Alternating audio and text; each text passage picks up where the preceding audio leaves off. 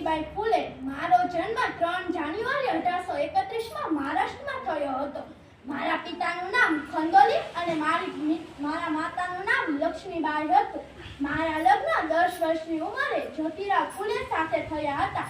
પણ હું તે સમયે શિક્ષિત નહોતી, પરંતુ મારા પતિએ મને ઘરે જ પ્રાથમિક શિક્ષણ આપીને મારો આગળનો અભ્યાસ પૂર્ણ કર્યો.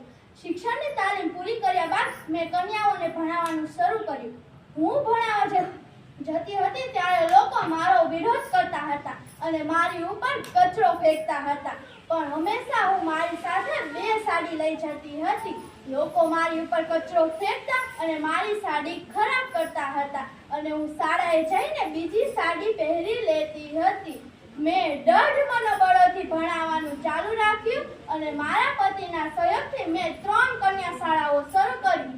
મેં મહારાષ્ટ્રના સમાજ સુરક્ષા આંદોલનમાં મહત્વનો ભાગ ભજવ્યો.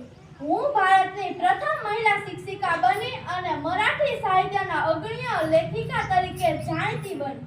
તે સમયે પ્લેગના રોગોનો ફેલાવો હતો, એટલે મારા પુત્ર અને મેં પ્લેગ અસરગ્રસ્તની સારવાર માટે પુણેથી દૂર દવાખાનું શરૂ કર્યું. Thank you.